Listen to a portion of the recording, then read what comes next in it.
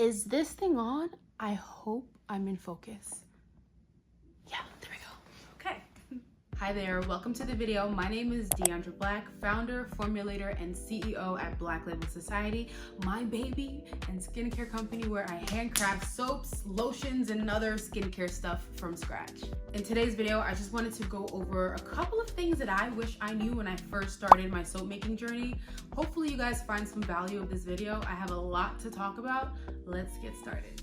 If you see me looking down, I have notes. And if you see me look off to the side, it's because this view is so beautifully distracting. So the first section is oils and butters in soap making. It is so important to understand what each oil and butter is gonna do and how it's gonna impact the end performance, function, or even aesthetic of the bar. For example, hemp seed oil, we all know that hemp seed oil is darker in color. Sidebar, bar of soap, that was cute. What is not cute is that I just lost my train of thought. My point is that hemp seed oil and other darker oils can leave you with a darker bar. Castor oil, for example. Now, how is that going to impact the bar? Castor oil is known for creating nice, beautiful, big, bubbly lather, soap bubbles. Proportions and ratios matter.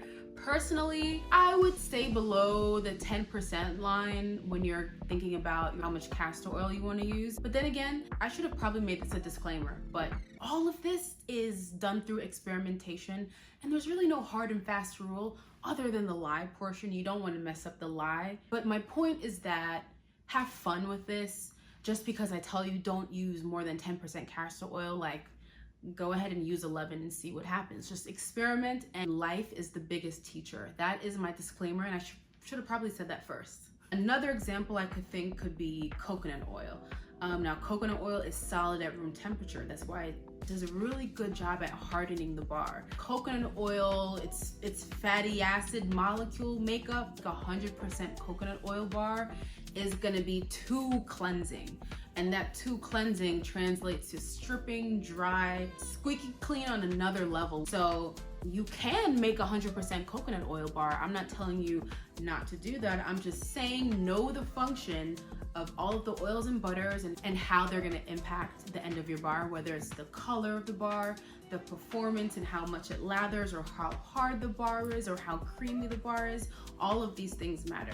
The next section is about soap calculators. I personally love to use soapcalc.net.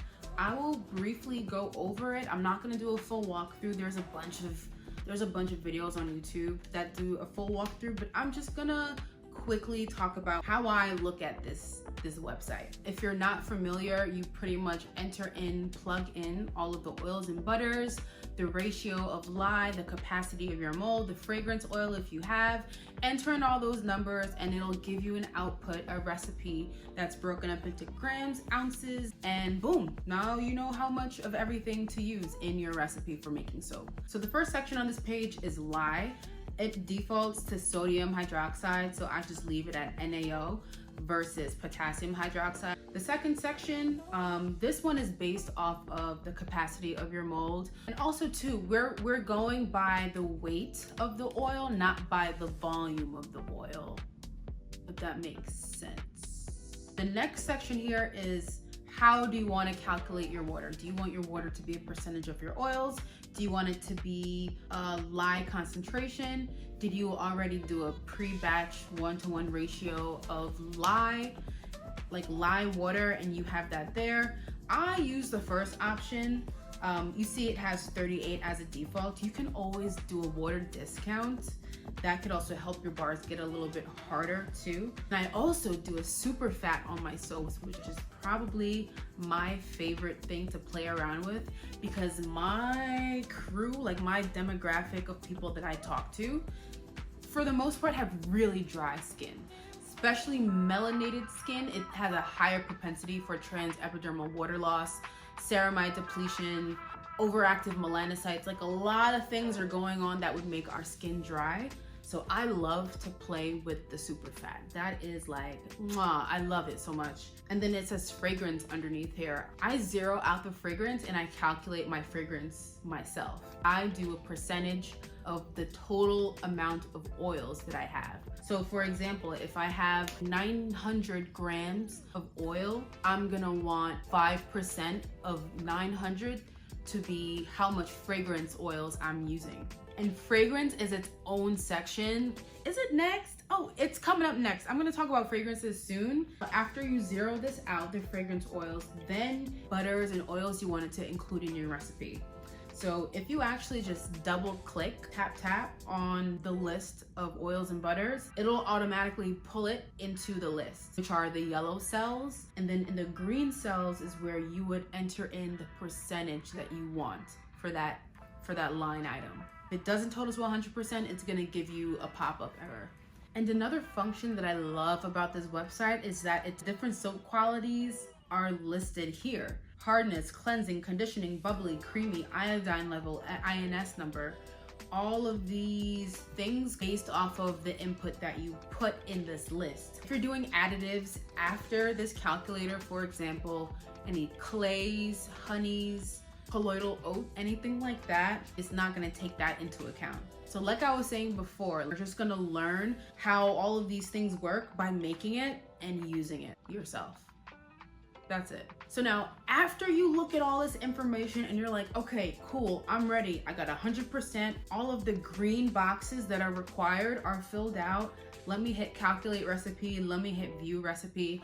And then it's gonna pop up an additional separate window that shows you the breakdown in ounces and grams, and also gives you a nice section for any notes that you want to put at the bottom. Also an expandable area. You could always make that box bigger to add in more notes. I think it'll be cool, soapcalc.net, if you're listening. Maybe let us save our recipes after we make them, because I just have a bunch of screenshots of my recipes, which I'm cool with, but if I ever wanted to make a note about how a soap is performing or how the color changed after I've already made it, I want to be able to keep all my notes in one document, if that makes sense. So that would be really cool if you're able to like store it, but you can't store your recipes.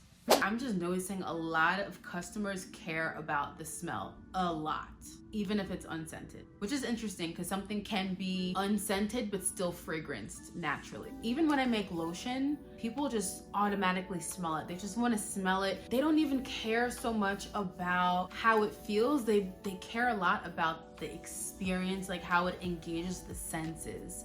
Not so much the function, because the soap is gonna soap. First of all, I spent the most money on my raw materials. The oils, the butters, the fragrance oils. Woo! I racked up some pretty pennies with the fragrance oils. But I was just so excited at all these different websites, all these different notes, all these different options. And I didn't even consider if the fragrance I was buying was gonna discolor my soap. In my defense, in the beginning I made everything. I made candles, skincare, and soap. So in my brain, I'm just gonna use it for whatever I can use it for. For example, I was trying to make this coffee soap, and I'm like about to use the coffee fragrance oil that I have, but I'm like, let me just double check on the website. And it turns out you cannot, not every fragrance oil is gonna be safe for the purpose that you're using it for. And that's where IFRA guidelines come into play. Care about IFRA guidelines. One, because it's gonna tell you the max percentage load for that category that you're under. For soap makers, I believe it's IFRA category number 9. And every website that you go to buy a fragrance oil, they should have a PDF document, a link, some information that will lead you to a page that will show you what that safety information is for that fragrance oil. If you don't see the guidelines, email them for it. They should have it. If they don't have it, don't buy it. Probably the thing that helped me the most is the comments section. God bless you people who leave comments that are detailed and that are specific to soap. Thank you so much.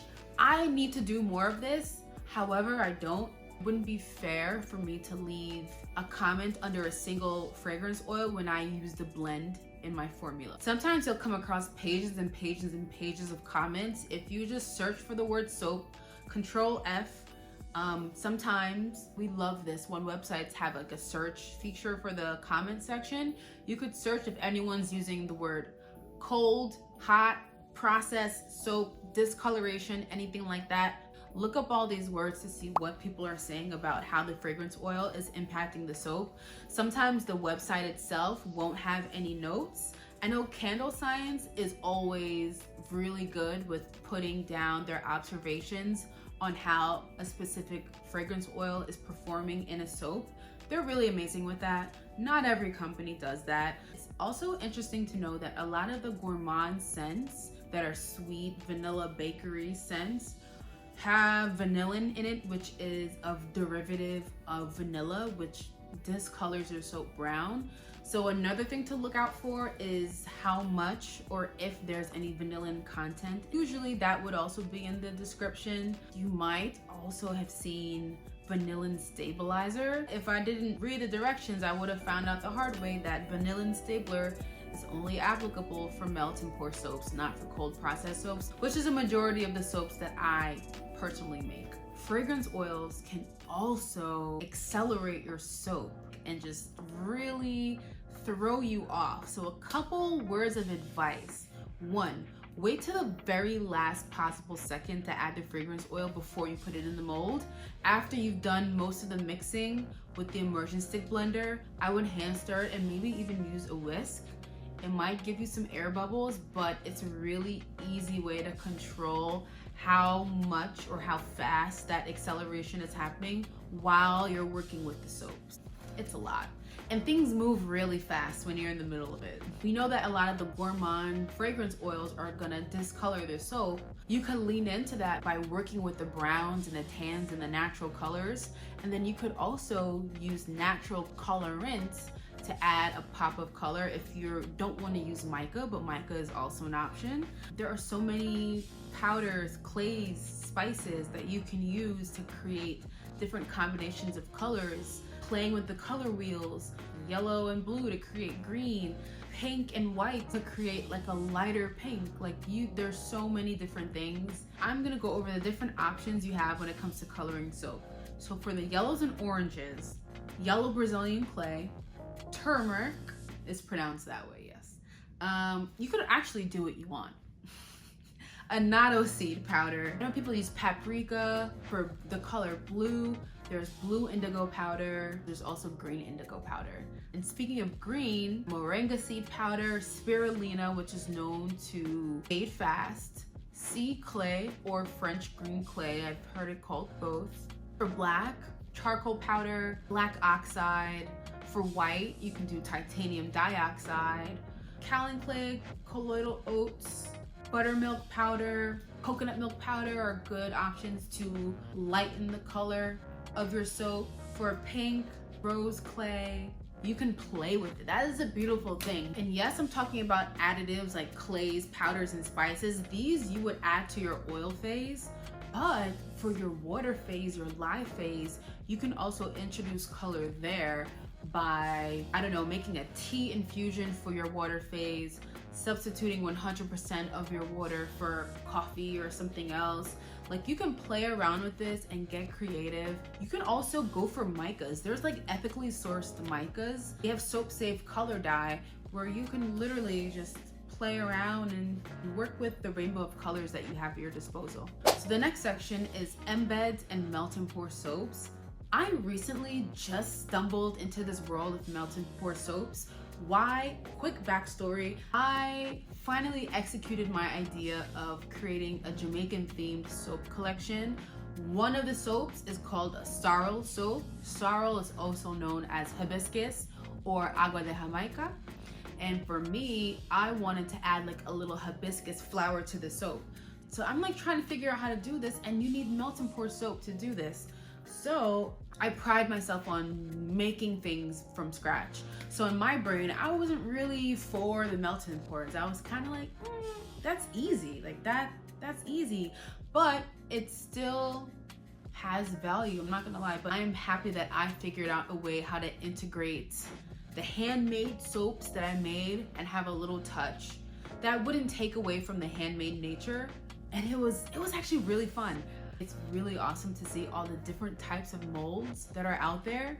And my mind exploded again when I realized that you don't only need to look up soap molds, you could look up candy molds, gum molds, chocolate molds.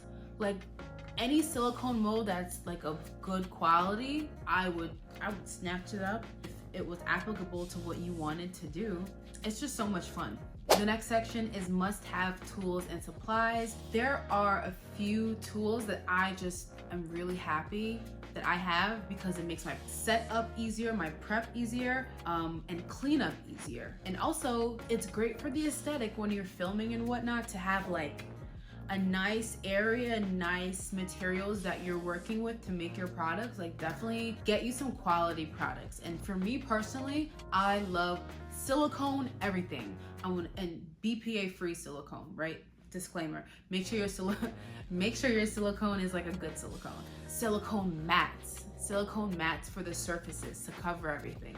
Silicone spatulas, silicone mini spatulas. Oh my God, the little tiny cute ones. Silicone beakers. I'm so happy, especially for the melt and pour. Melt it in the microwave and then pour it. Silicone beakers are amazing for like mixing and try to get everything out. I love silicone beakers. Personally, I would recommend to get 3 different types of scales. If you flip a scale on the back, it'll tell you the capacity of weight. Definitely get a jewelry scale. Get a scale that can measure really, really small quantities. Get a bigger scale, that's for shipping, then a medium-sized scale that you would be using for your oil phase and your water phase of your formulas. This one, I never hear anyone talking about, a Phillips screwdriver. For me, my immersion stick blender is able to detach. I don't see people detaching their immersion stick blenders. Maybe they do it off camera, maybe I don't see it, but guys, you want to be like cleaning your equipment properly, sanitizing, sterilizing your equipment after every single batch of soap that you make. So for me, I break down my equipment, like take it apart and then put it back together. And then speaking of sterilizing, Steramine tablets, if you've never heard of it, it's a tablet, you dissolve it in water, you dip in whatever it is that you need to clean. I'm pretty sure then you dip it in water and then you let it air dry on a rack. Definitely look up those tablets, but make sure that you have a method for how you're doing things at over there where you are, okay? I'm just sharing what I'm doing. And then the last thing that you don't want to be left without an extra of, like you need to have a backup of the following supplies. pH meters or testers for sure, extra scales and batteries, extra thermometers and batteries, immersion stick blender heads, or just immersion stick blenders, period. These are the things that you don't want to you don't want it to break on you in the moment and then you don't have a replacement. It's gonna suck. And lastly, if you're buying from vendors or suppliers, I would go with whoever is closest to your home. Faster and cheaper shipping. Faster and cheaper shipping. I feel like that's obvious, but people don't really look to see, okay, where is wholesale supplies located? I have a bunch of vendors that I like to order from. Again, there's gonna be a bunch of information in the caption. Guys, I hope I didn't talk too much, and I hope this video made sense. I tried to stick to the agenda, but I'm really happy that you made it to the end of this video. I hope you learned something new, especially if you're a newer soap maker. Definitely do the thing. Just do the thing. Make sure you practice safety first, but also experiment with the colors, the ratios, the oils, the fragrances, the molds, the melt and pours. The world is your oyster when it comes to soap making. Don't forget to like, comment, and subscribe. Definitely visit my website, blacklabelsociety.com. Like I said, I make a whole host of stuff. Mainly, people are asking for soaps, so I guess I'm turning into like a soap company, but that's what people want and that's what I'm gonna give them. And I also take custom soap orders. We can work together to create a soap that you want. You'll get 8 bars plus the 2 end pieces, an entire loaf of bread, soap. And it's also a great gift for literally everybody, because everybody washes their butt, I hope. Leave a comment down below if this video was helpful. Until next time, I'll see you guys later. Bye.